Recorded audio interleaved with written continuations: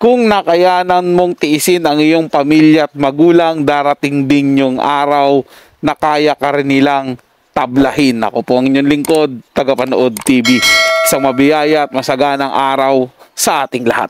Welcome back po dito sa ating YouTube channel at Facebook page. Ngayong araw po ang ating pag-uusapan, bibigyan ng komento, reaction, opinion ay ang balitang Ogie Diaz isiniwalat na kahit piso hindi nagbigay si Carlos Yulo sa kanyang pamilya.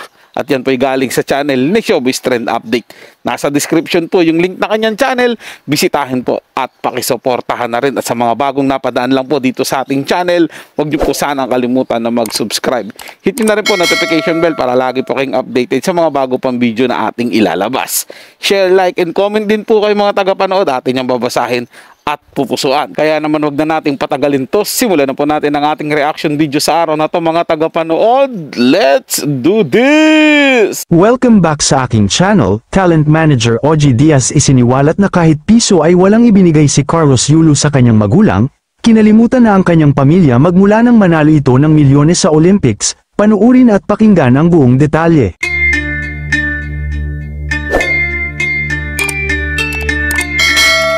Muli ngang napag-usapan nila Ogie Diaz kasama sina Mama Loy sa kanyang YouTube channel na Showbiz Update ang patungkol sa hindi matapos-tapos na isyu ni Carlos Yulo at ng kanyang pamilya. Nakarating kasi sa kanya ang balita na totoong kinalimutan na daw ni Carlos ang kanyang pamilya at ang masakit pa dito ay ni piso daw ay walang natatanggap ang pamilya niya mula sa kanya sa kabila ng kanyang milyones na pera. Ayon pa kay Ogie ay hanggang ngayon ay hindi pa rin kinakausap ni Carlos ang kanyang magulang na sina Angelica Yulo at Mark Andrew Yulo. Base pa sa mga ipinapakita ni Carlos sa social media ay mukhang hindi rin daw talaga ito interesado at mukhang masaya na sa kung anong meron siya ngayon.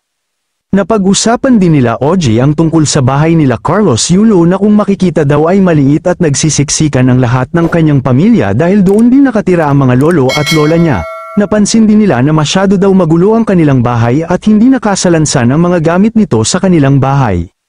Nang tanungin naman ni Ogie Diaz si Josa Poco kung nagbibigay ba si Carlos Yulo sa kanyang magulang, sinabi nito na naniniwala siyang hindi ito nagbibigay, at ni piso ay walang natatanggap ang magulang niya mula sa kanya. Dahil kung nagbibigay daw ito ay hindi kakailanganin ni Angelica na mag-live selling para nang kumita ng pera. Dahil kung nagbibigay din daw ito, ay agad na malalaman sa social media dahil isisiwalat din agad ito ni Chloe San Jose, media influencer ito. Siyempre agad din na ibabahagi ito sa Facebook ni Mark Andrew Yulo kung nagbibigay ang anak, kaya naman para sa co-host ni Ogie ay hindi nagbibigay si Chloe, masakit man isipin pero ito daw talaga ang katotohanan. Sinabi naman ni Ogie na sana daw ay tumulong si Chloe sa kanyang magulang kahit palihim lang, hindi naman daw kawalan sa kanyang napanalunan ang ibibigay niya sa kanyang pamilya. Pero syempre, hiniling nila na sana ay magkaayos na ang pamilya Yulo, at ayon pa sa mga nababasa natin na komento, ay sana daw ay tulungan naman daw ni Carlos ang kanyang magulang kahit kaunti lang, lalong-lalo na ang kanyang mga lolo at lola na nangangailangan din ng tulong para pangtustos sa panggastos. Pero based daw sa ipinapakita ni Carlos at mga sinabi nito noon sa social media ay tila wala talaga itong balak na makipag-ugnayan sa kanyang pamilya. Kayo mga ka-showbiz, anong masasabi nyo sa ating showbiz topic ngayon? Kung may opinion kayo ay magkomento lang kayo sa aking comment section. Yung po yung nakakalungkot dun mga tagapanood, no? Kasi siyempre, alam naman po natin yung ugat ng away o tampuhan ni Carlos Yulo tsaka yung nanay niya is about dun po daw sa pera. Tapos kung nanay niya lang po yung kanyang kaaway o yung kanyang kasagutan, kasamaan ng loob, bakit po dinadamay niya yung tatay niya, yung mga kapatid niya, yung mga lolo't lola niya? Doon po ako nagtataka talaga mga tagapanood na halos buong pamilya niya na dinamay niya na po. Wala na po siyang pakialam. Nag-birthday tatay niya, nag-birthday lola niya. Wala po siya, no show po siya. Diba, wala po siyang inabot, wala po siyang binigay, kahit man lang nagpadala lang po siya ng regalo.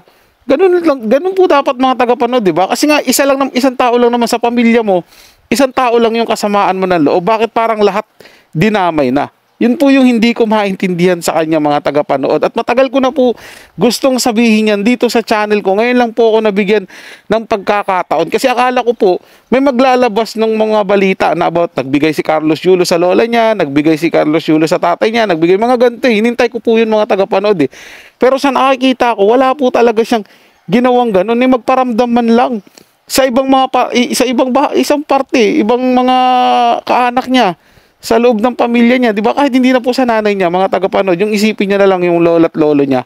'Di ba? Kasi naging close po siya rito eh. Sa mga kapatid niya, ganun din po. Di ko nakita na kinuha niya yung mga kapatid niya, sinama niya, namasyal sila, kumain sila sa labas. Kahit sinama yung tatay, mga ganun, kahit initsapera yung nanay.